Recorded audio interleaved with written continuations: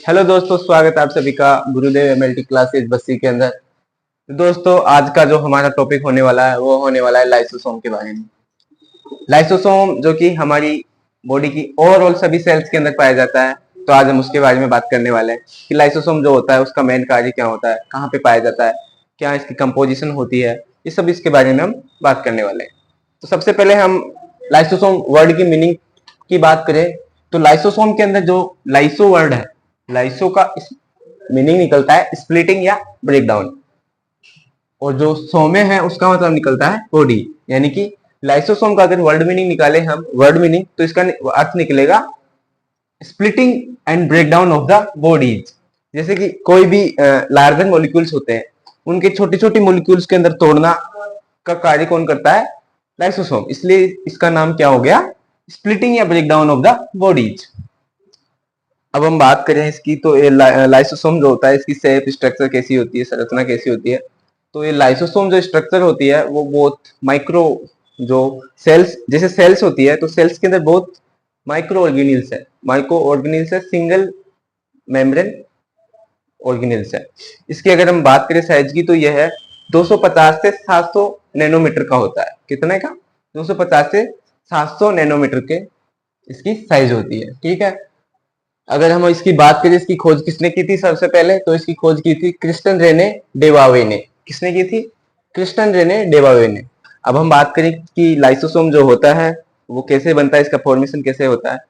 तो अगर हम बात करें कि जैसे हमारी बॉडी के अंदर जितनी भी प्रोटीन सिंथेसिस होती है, बॉडी के अंदर कोई भी मटेरियल का फॉर्मेशन होता है, वो कैसे होता है कि न्यूक्लियस के अंदर इंफॉर्मेशन आती है और इंफॉर्मेशन से प्रोटीन का निर्माण होता है और वो सिंथेसाइज हो जाती है। ठीक वैसे ही लाइसोसोम को बनने के लिए भी यहाँ पे भी कोई इंफॉर्मेशन आई, कोड आया आरएनए के अंदर, आरएनए से कोड किया और जो प्रोटीन था उसका निर्माण हुआ।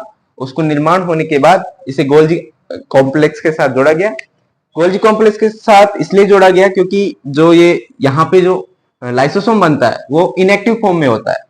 इनएक्टिव फॉर्म में होने के का मतलब ये हुआ कि जो ये जो लाइसोसोम बनता है वो अपनी, यहाँ पे जो लाइसोसोम बना है वो अपनी पूरी तरह से एक्टिविटीज नहीं दिखा सकता। यानी कि जैसे इसका कार्य क्या होता है? लार्जर मॉलिक्यूल्स को छोटे में तोड़ना, तो ये वाला नहीं कर पाता। गोल्जी कॉम्प्लेक्स में जुड़ने के बाद इसकी पैकेजिंग होती है, पैकेजिंग होने के बाद ये एक्टिव फॉर्म में हो जाता है।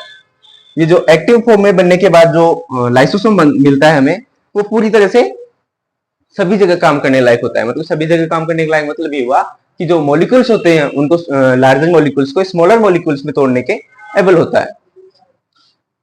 अब हम इसकी जो शेप एंड स्ट्रक्चर की बात करें तो ये जो सिंगल मेम्ब्रेन स्ट्रक्चर होता है, इसके अंदर वाले पार्ट को लुमेन बोलते हैं। इसके अंदर डाइजेस्टिव एंजाइम्स पाए जाते हैं। अगर हम बात करें तो इसके अंदर पाया जाता है हाइड्रोलिटिक एंजाइम। हाइड्रोलिटिक एंजाइम की जो एक ये खूबी है कि ये जो एसिडिक एनवायरनमेंट होता है, एसिडिक एनवायरनमेंट के अंदर अच्छे से कार्य करता है। तो जो जो लाइसोसोम होता है इसके लुमेन के अंदर एसिडिक एनवायरनमेंट आसानी से उपलब्ध हो जाता है। तो इसके अंदर जो ये होता है तो आसानी से इसका कार्य कर देता है, इसको डाइजेस्ट करने का कार्य इसकी ल्यूमेन के अंदर कर देता है। तो इसका कार्य को प्रोसेस करने की जो होती है वो ये होती है कि यहाँ पे जो भी लार्जर मॉलिक्यूल्स है, जिस मॉलिक्यूल्स को हमें डाइजेस्ट करना है, यानी कि उसको छोटे छोटे टुकड़ों में तोड़ना है, तो उसके लिए यहाँ पे छोटी सी मेम्ब्रेन को रप्चर किया जाता है और इस मॉलिक्यूल्स को इसके अंदर इंगल्फ कर लिया जाता है। इंगल्फ करने के बाद इसके अंदर जो हाइड्रोलिटिक एंजाइम है उसकी मदद से इसको डाइजेस्ट कर लिया जाता है, छोटे छोटे मॉलिक्यूल्स के अंदर तोड़ दिया जाता है। तो इसका कार्य ये हो गया। लेकिन कभी कभी जो ये मेम्ब्रेन है वो छोटी सी ना टूट के मतलब थोड़ा रप्चर ना होके पूरी ही रप्चर हो जाती है। इसकी वजह से क्या होता है कि जो ये लाइसोसोम है और इसका जो एसिडिक एनवायरनमेंट है और ये हाइड्रोलिटिक एंजाइम है, ये पूरी सेल के अंदर जितनी भी जो सेल बॉडी है, सेल बॉडी के अंदर जितने भी साइटोप्लाज्म है उस सारे साइटोप्लाज्म के अंदर फैल जाता है। जिसकी वजह से क्या होता है कि जो हाइड्रोलिटिक एंजाइम है वो इसके अंदर, सेल के अंदर जितने भी मौजूद ऑर्गेनिल्स है उन सबको डाइजेस्ट कर जाता है, उन सबको पचा जाता है, यानी खा जाता है। जिसकी वजह से लाइसोसोम को सुसाइडल वेग के नाम से भी जाना जाता है।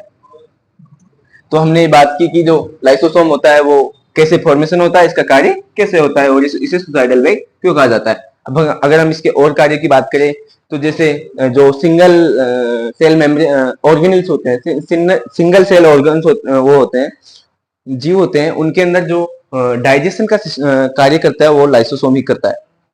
जैसे फेगोसाइटोसिस होता है। फेगोसाइटोसिस बोले तो कोई भी फॉरेन पार्टिकल्स है, यानी कि जो अनवांटेड पार्टिकल्स है जो हमारी सेल या बॉडी के लिए बेनिफिशियल नहीं है, तो उनको डाइजेस्ट करने के लिए लाइसोसोम ये सब एक्टिविटीज दिखाता है, उन सबको फेगोसाइटोसिस कर देता है। फेगोसाइटोसिस बोले तो एंगल्फ कर लेता है, जैसे ये कोई सेल है, सेल के बाहर ये जो अनवांटेड पार्टिकल है, ठीक है, अब इसे डाइजेस्ट करना है। तो डाइजेस्ट करने के लिए जो ये लाइसोसोम है ये अपनी मेम्ब्रेन को इस तरह से फोल्ड कर लेता है कि ये जो अनवांटेड पार्टिकल है या फॉरेन पार्टिकल है उस लाइसोसोम की लूमेन के अंदर आ जाता है।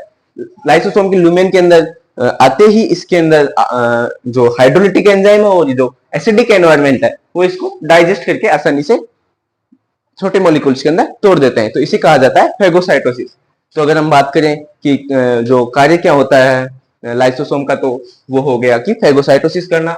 दूसरा हो गया angle exogenous substance. Angle exogenous substance का मतलब यही हुआ कि जो एक्सोजीनस यानी कि जो लाइसोसोम के बाहर की तरफ है, एक्सो है, उन ऑर्गेनेल्स को निगलना, एंगल्फ करना, ये कार्य किसका हो गया? लाइसोसोम का हो गया, ठीक है। और दूसरा बोले intracellular digestive system of the cell. Intracellular digestive system of the cell इसलिए बोला गया है कि जो सेल है, एक सेल है, तो उस सेल के अंदर डाइजेशन का कार्य कौन करता है? लाइसोसोम। इसलिए इसको क्या बोला गया है? Intracellular digestive system of the cell.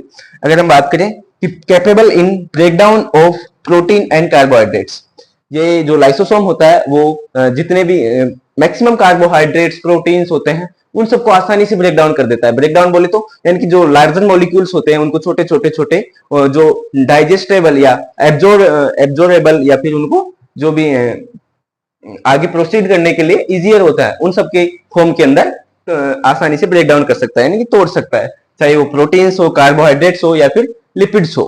अगर हम बात करें कि अगर ये ऐसा ना हो, अगर बॉडी के अंदर लाइसोसोम ही ना हो तो क्या होगा?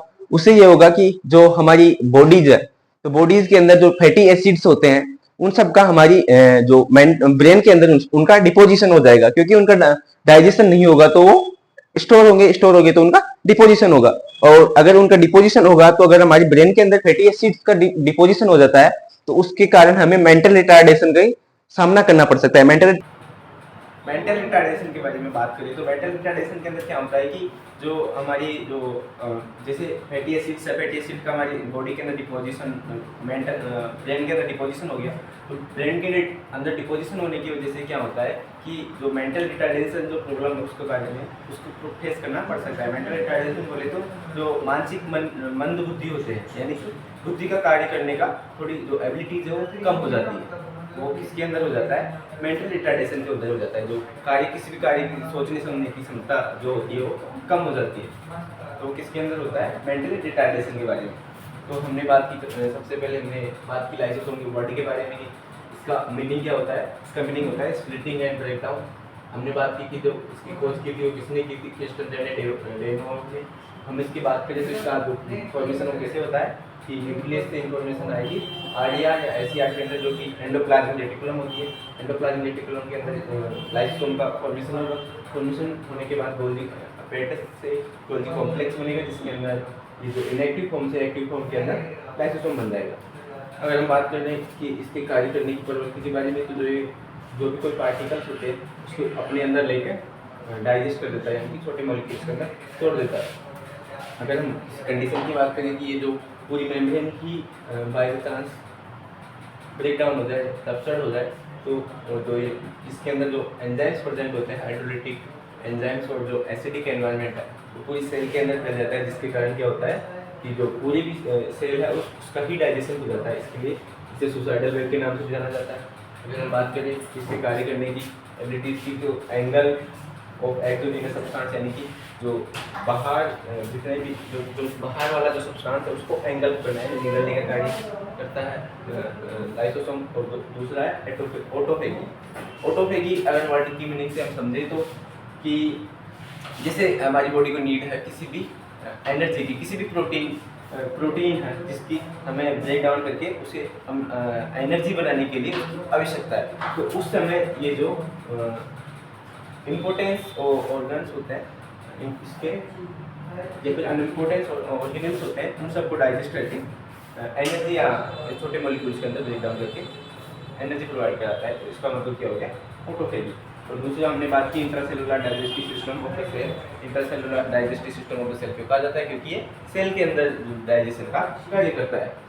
Capable in breakdown of the proteins and carbohydrates की, जो जितने भी कार्बोहाइड्रेट्स, प्रोटीन्स, लिपिड्स होते हैं उन सब के ब्रेकडाउन के लिए कैपेबल होता है, यानी कि एबल होता है, उनका आसानी से ब्रेकडाउन कर सकता है। हमने एक डिजीज़ के बारे में बात की थी कि उसके अंदर मेंटल रिटार्डेशन हो जाता है अगर लाइसोसोम जिस व्यक्ति के अंदर क्या लाइसोसोम अच्छे से वर्क ना करे तो उसके अंदर जो फैटी एसिड्स होते हैं, लिपिड्स होते हैं, वो इसके अंदर डिपॉजिट हो जाते हैं ब्रेन के अंदर, जिसके कारण मेंटल रिटार्डेशन देखने को मिल सकती है। तो आज के लिए इतना ही, मिलते हैं अगले वीडियो में, तब तक के लिए थैंक यू।